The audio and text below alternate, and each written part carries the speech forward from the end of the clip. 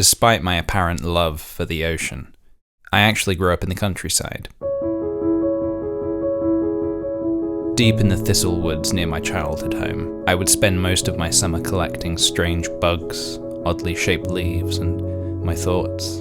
I loved solo adventures into the wild. Returning home with scrapes across my knees and the sting of nettles around my ankles, I loved a little less. It was on one of my adolescent expeditions I strayed a little too far from the path. It was easy to lose your way in the dense thicket.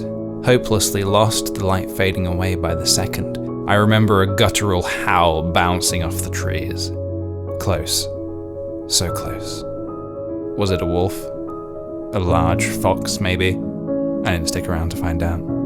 I happened across an old, abandoned windmill, forgotten by time. The guts of the fragile mill were mostly cobwebs and gigantic stationary cogs. A fleeting thought crossed my mind.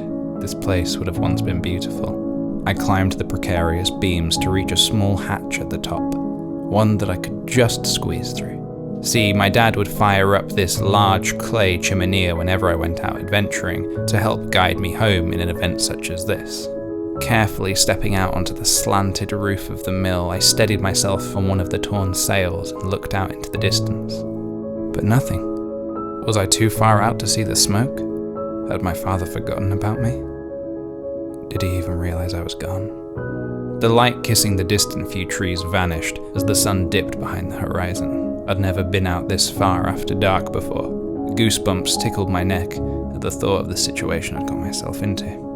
It was at this moment, there was an explosion in the sky. Not a violent one, but a silent one. A burst of light for just a second, and then something unlike anything I'd ever seen before.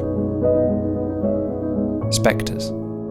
Ghosts, dancing together amongst the stars. The colours that filled the sky were simply mesmerising, a spectrum of beautiful hues waltzing above me. Peacefully, the shapes of their spirits clashed together, gliding through one another.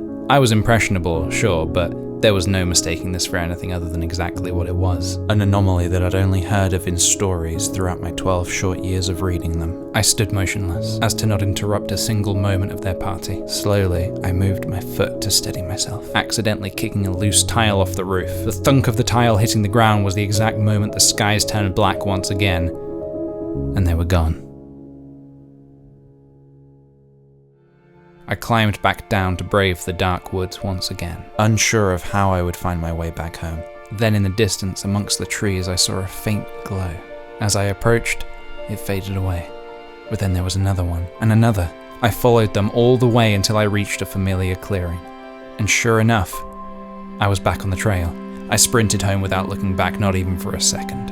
I was met with the warm embrace of a worried mother. She squeezed me tightly as I made empty promises to never go exploring again. I've returned to the very same woods since, and I never could find that windmill again, nor have I ever seen my spectral friends again. I think it was one of those once-in-a-lifetime sort of things, and I'm completely fine with that. The end.